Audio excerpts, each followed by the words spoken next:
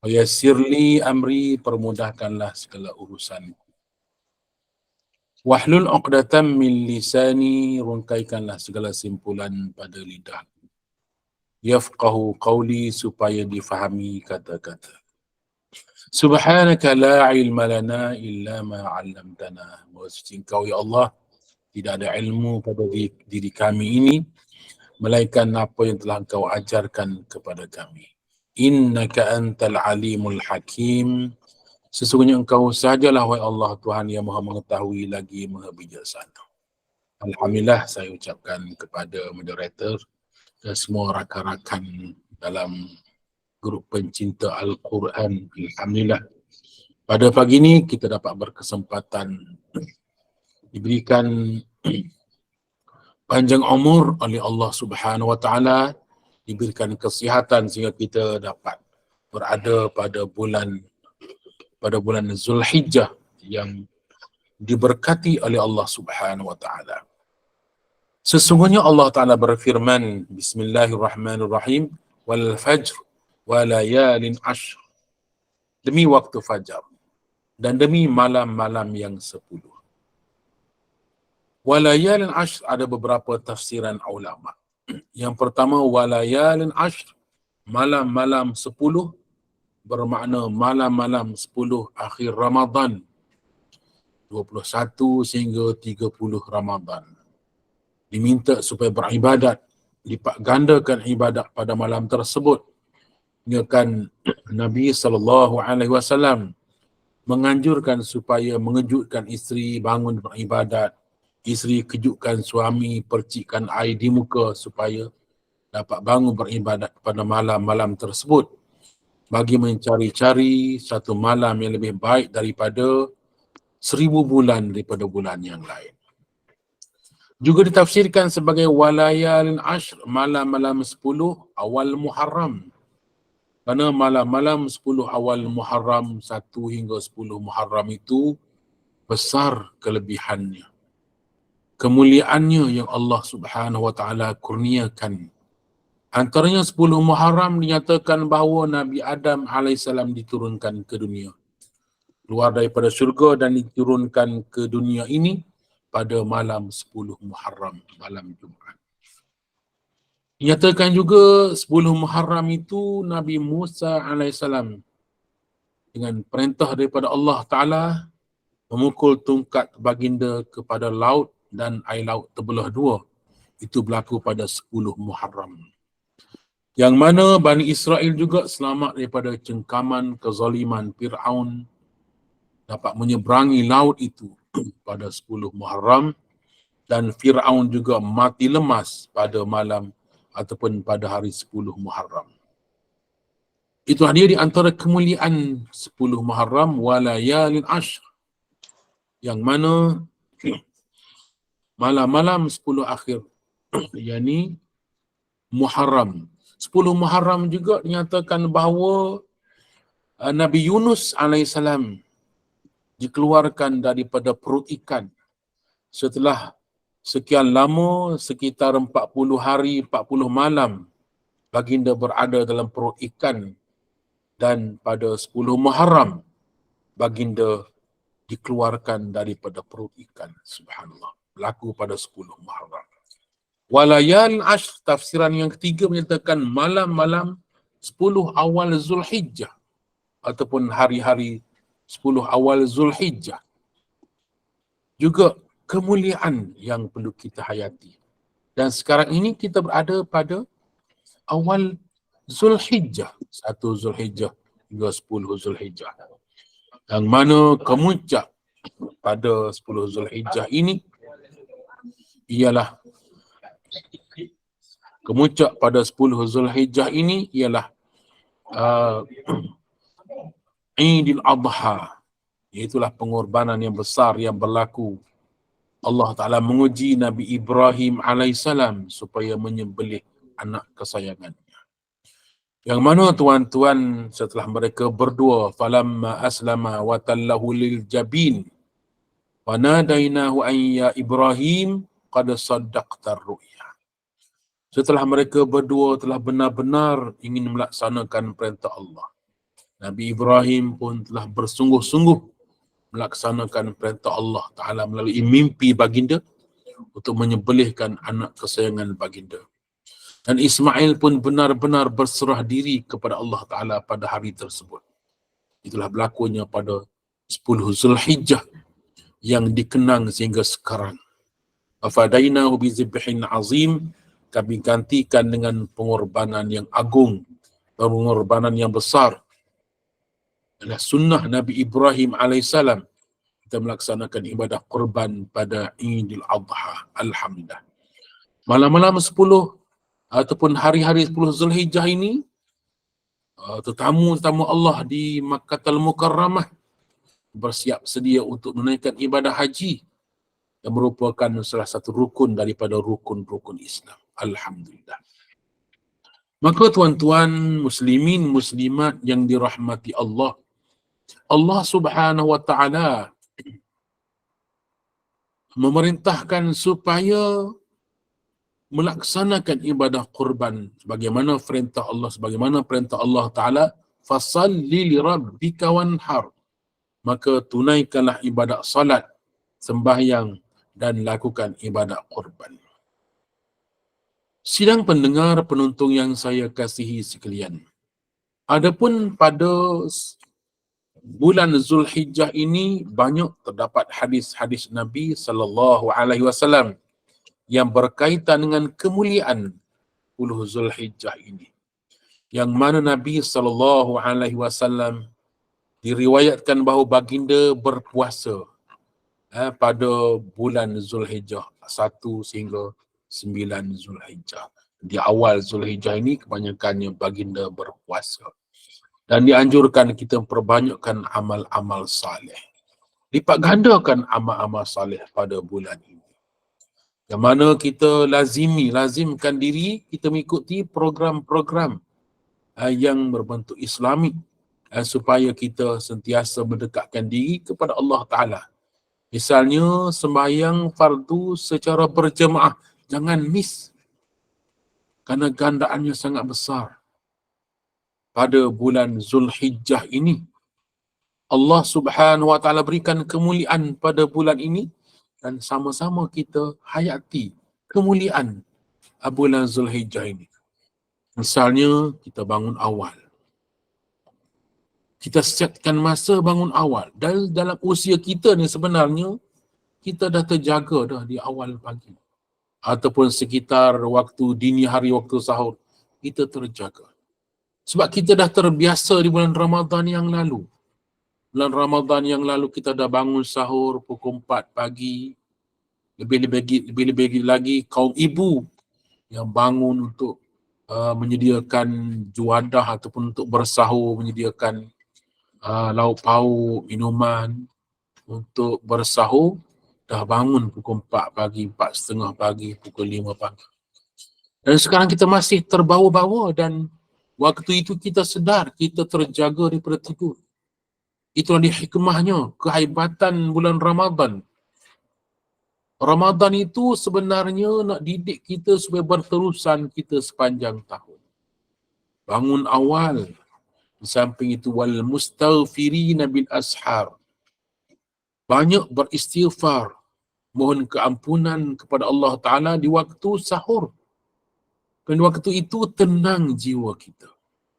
Maka di bulan Zulhijjah ini kita masih lagi punya power, kekuatan untuk bangun awal. Dan saya percaya tuan-tuan semua, puan-puan sekalian, bangun awal untuk kita abdikan diri kepada Allah Subhanahu wa taala dengan baca Quran. Paling-paling tidaknya bila kita terjaga, sebutlah asyhadu an la ilaha illallah wa asyhadu anna Muhammadan abduhu wa rasuluh. Kalau kita rasa masih mengantuk dan rasa nak tidur sekejap lagi, bila kita dah buka mata, sebutlah ungkapan ini, asyhadu an la ilaha illallah wa asyhadu anna Muhammadan abduhu wa rasuluh. Selawat kepada Nabi sallallahu alaihi wasallam dan beristighfar kepada astaghfirullah, astaghfirullah, astaghfirullah. Maka bangun awal. Wa minal laili fatahajjad bihi nafilatan lak. asa an yab'asaka rabbuka maqaman mahmuda. Dan sebahagian daripada malam, fatahajjad bihi, tunaikan ibadat tahajud, nafilatan lak, sebagai ibadat tambahan kepadamu. Solat tahajud dan solat-solat sunat ini merupakan ibadat tambahan untuk melengkapkan ibadat kita yang lain. Solat sunat untuk melengkapi solat fardu. Puasa sunat untuk melengkapi puasa fardu. Itu jugalah amal-amalan yang sedekah sunat melengkapi zakat ataupun zakat fardu. Untuk melengkap. Sebagaimana kain yang koyak, nak tampal kain yang koyak mesti menggunakan benang ataupun mengambil kain yang lain. Untuk menampal besi, kereta yang berkarat misalnya ataupun kemalangan, nak tampal, kena tampalkan dengan besi juga. Begitulah juga amal ibadah kita, solat yang ada kekurangan dalam solat fardu, maka untuk menyempurnakannya dengan solat sunat, qabliyah, ba'diyah, solat tahajudnya dengan solat witirnya, solat taubatnya, semua itu melengkapi ibadat-ibadat kita.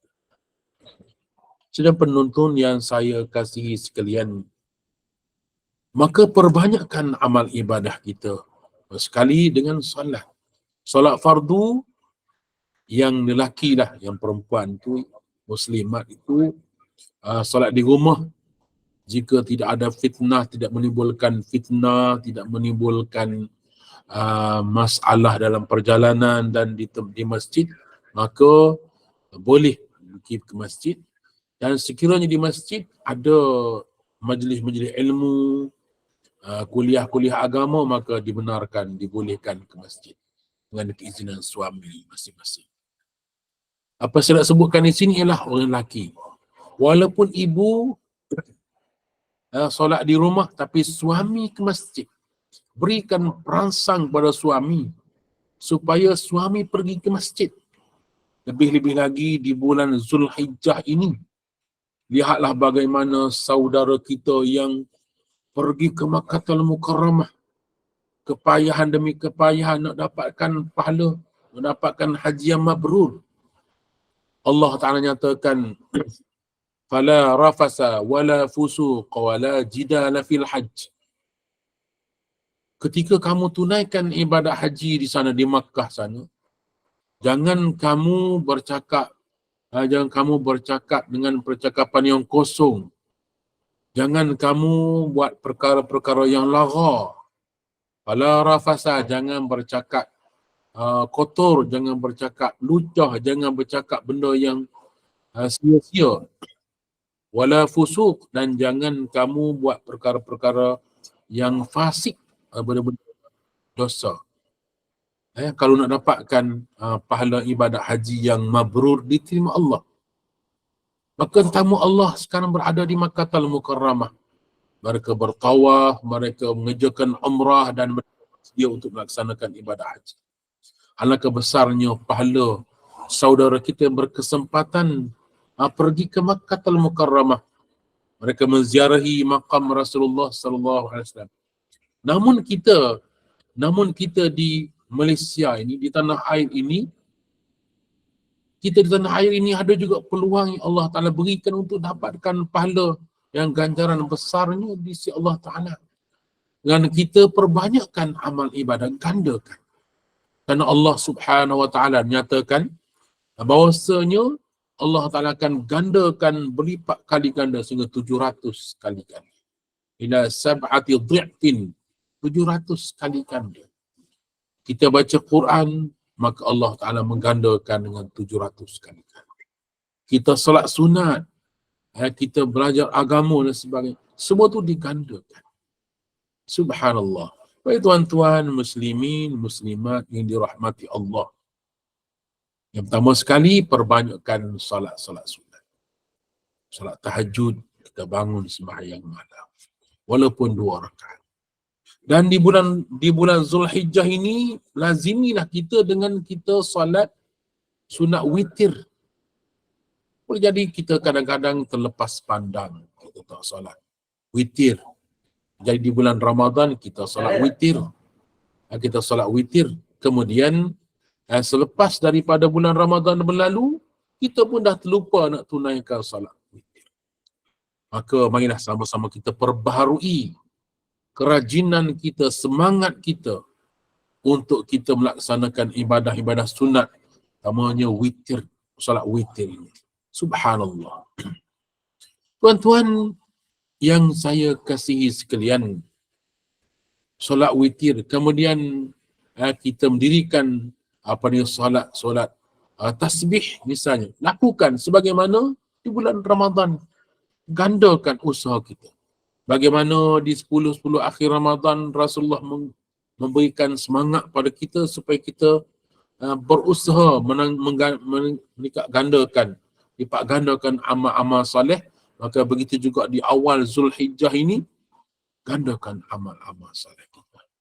Perbanyakkan beristighfar, bertaubat pada Allah Ta'ala. Gandakan ibadat kita, ini istighfar. Bagaimana Nabi SAW menyatakan, beristighfarlah kamu kepada Allah Ta'ala. Sesungguhnya aku beristighfar 100 kali sehari. Nabi SAW menyatakan, beristighfarlah kamu. Sesungguhnya aku beristighfar kepada Allah Ta'ala 100 kali sehari. Dalam riwayat yang lain, Nabi SAW menyatakan, aku beristighfar kepada Allah Ta'ala lebih daripada 70 kali sehari. Maka lazimi kita lakukan ibadah ini, beristighfar. Astaghfirullahalazim allazi la ilaha illa huwal hayyul qayyum wa atubu ilaih. Kita bawakan selepas daripada solat, misalnya 10 kali, 10 kali, 10 kali, dah 50 kali, kemudian sebelum tidur ataupun selepas asar. Cukupkan istighfar kita 100 kali. Setiap hari di bulan Ramadan, di bulan Zulhijjah ini, insyaAllah. Karena bulan yang diminta supaya kita menghidupkan malam-malam awal Zulhijjah ini hingga 10 Zulhijjah, dan ditambah 3 hari lagi, itu hari-hari tasyrik. Perbanyakkan kita berzikir pada Allah. Subhanallah, walhamdulillah, wa la ilaha illallah, wallahu akbar.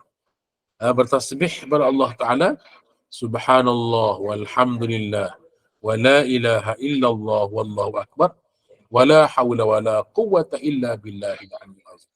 Perbanyakkan kita bertasbih kepada Allah Ta'ala. Sekurang-kurangnya di bulan Zulhijjah ini kita bertasbih sebanyak 100 kali hingga 300 kali. Lazimkan, gandakan. Biasa kita tasbih dah, tetapi di bulan Zulhijjah ini gandakan. Dan kemuncak kita yang berada di Malaysia inilah pada 9 Zulhijjah. Pada 9 Zulhijjah, iaitulah pada hari wukuf. Berdoalah kepada Allah Subhanahu Wa Ta'ala supaya Allah Subhanahu Wa Ta'ala berikan kepada kita kekuatan, kesihatan hingga dapat kita beribadat sehingga pada 9 Zulhijjah yang akan datang. Yang mana 9 Zulhijjah ini ialah kemuncak bagi mereka yang berada di Mekah untuk wukuf di padang Arafah, dan kita di Malaysia ini berpuasa pada 9 Zulhijjah. Besarnya pahala, sebagaimana Nabi SAW menyatakan, berpuasa sehari pada hari wukuf itu mendapat keampunan daripada Allah Ta'ala setahun yang lalu dan setahun yang akan datang. Setahun yang lalu, dosa setahun yang lalu Allah hapuskan, dan setahun yang akan datang hapuskan oleh Allah Ta'ala. Inilah dia kurniaan daripada Allah Ta'ala yang sangat besar dalam bulan-bulan Zulhijjah ini. Walayalin ashr, dan malam-malam ataupun hari-hari yang 10 pada bulan Zulhijjah ini. Subhanallah. Tuan-tuan muslimin muslimat yang dirahmati Allah, walayalin ashr, dan malam. Kenapa sebut malam-malam? Kerana malam ni lazimnya kita untuk beribadah, mendambakan diri kita pada Allah Ta'ala dan kita berdoa.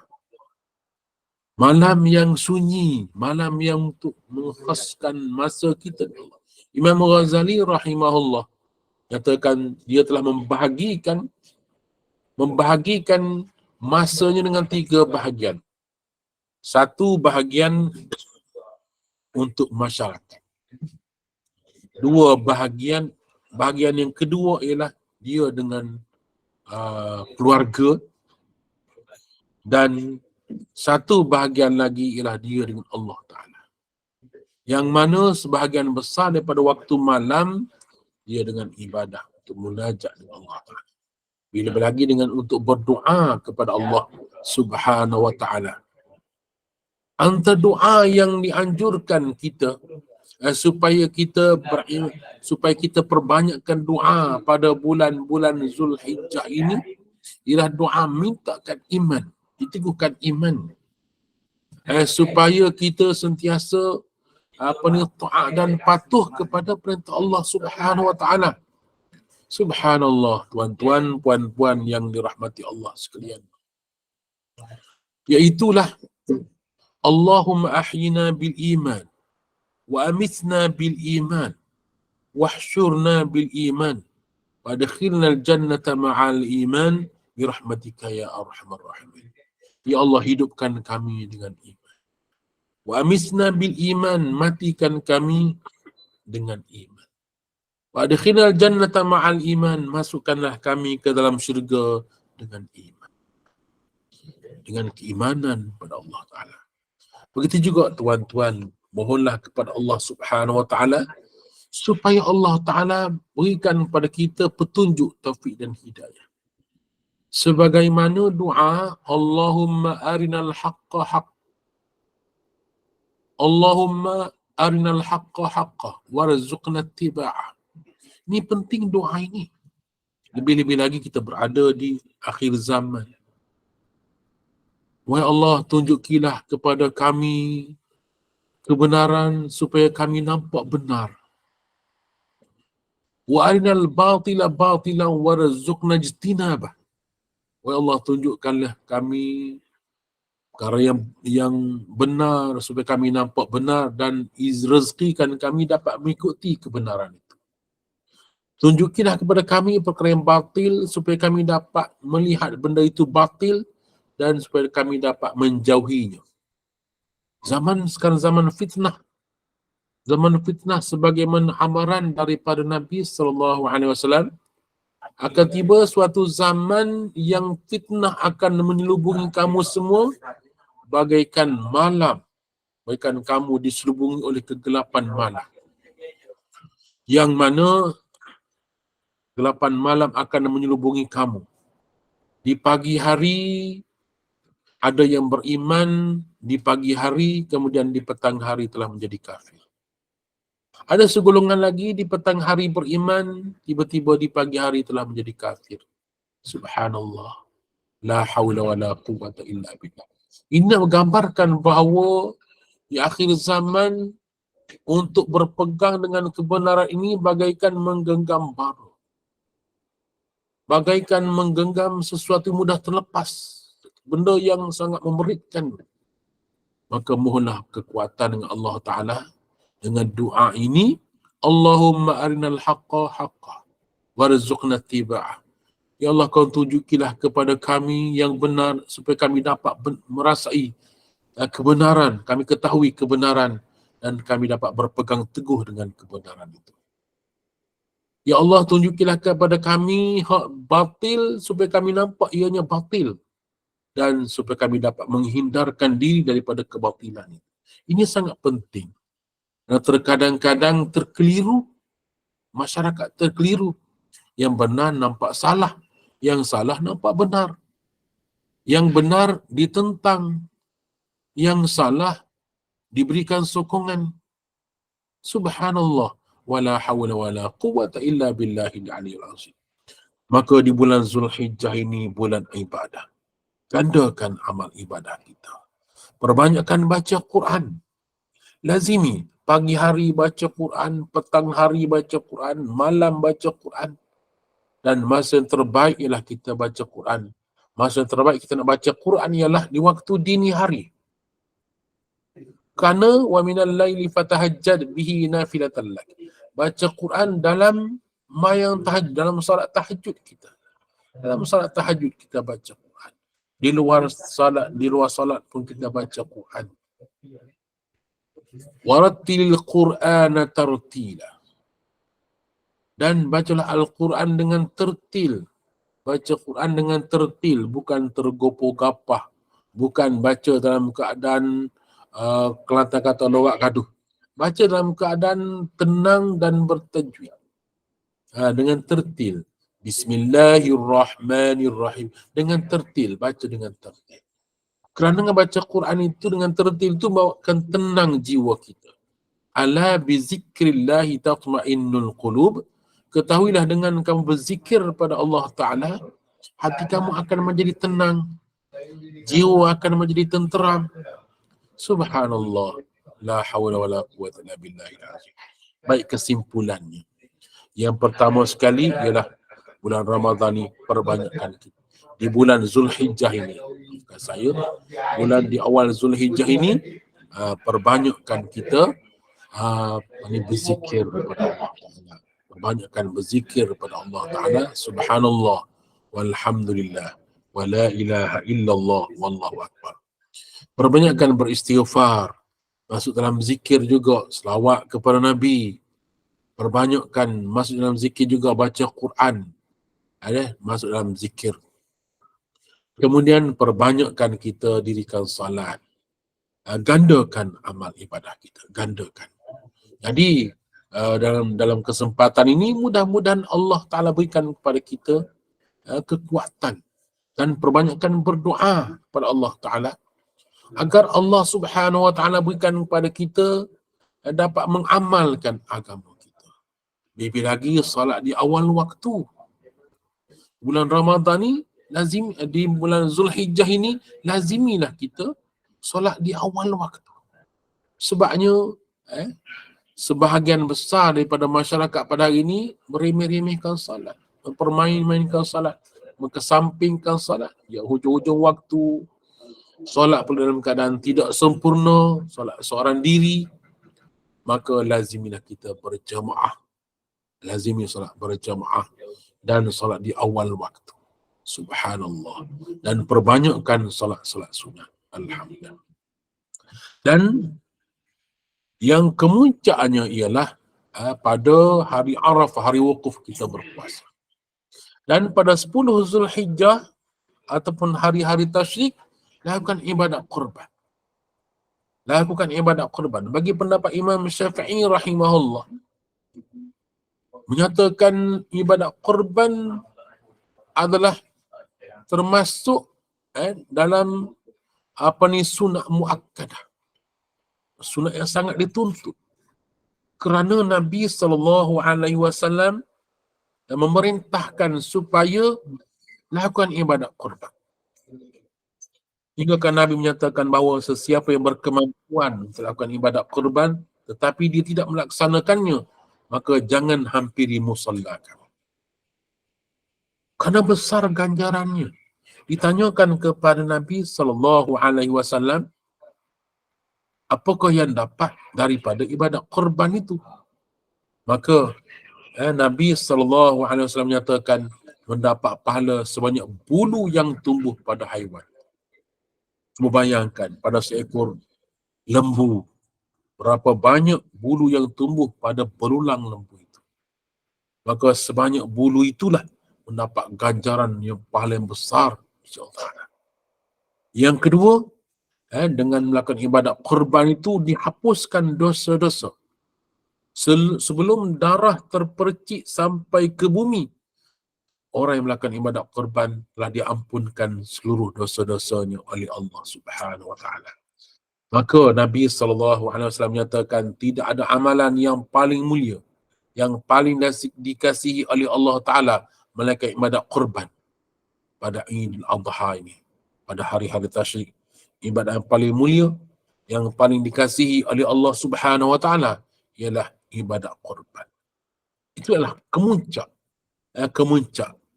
daripada bulan-bulan Zulhijjah yang kita berada sekarang ini. Jadi saya serukan diri saya dan tuan-tuan sekalian, puan-puan sekalian, marilah sama-sama kita berdoa kepada Allah Ta'ala, mohon supaya Allah Ta'ala berikan kepada kita kekuatan, keikhlasan dan ketabahan hati untuk bersungguh-sungguh kita beribadah pada 10 awal Zulhijjah dan berikutnya, subhanallah.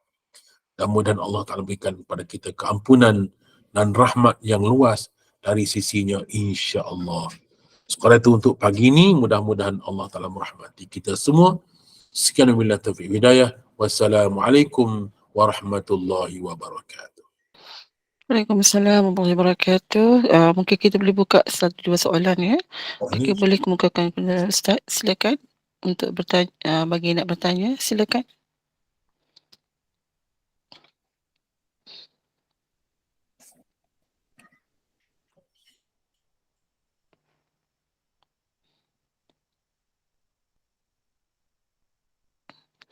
Okay, nampaknya semua dah jelas ya, tak ada soalan. Okay, baiklah. Kita akhiri dulu majlis ilmu ini ya. Jazakallahu khairan pada Ustaz Fikri atas kesediaan berkongsi ilmu, dan semoga memberikan kefahaman dan manfaat buat kita semua, dan kita tangguhkan dulu majlis ilmu ini dengan tasbih kafarah dan surah Nas. Silakan Ustaz. Subhanakallah wa bihamdika asyhadu an la ilaha illa anta astaghfiruka wa atubu ilaik. Bismillahirrahmanirrahim. Wal 'asri innal insana lafi khusr illa alladhina amanu wa 'amilus solihat wa tawasaw bil haqqi wa tawasaw bis sabr. Sekian billahi taufiq hidayah. Wassalamualaikum warahmatullahi wabarakatuh. Waalaikumsalam warahmatullahi wabarakatuh. Terima kasih Ustaz. Terima kasih Ustaz. Assalamualaikum.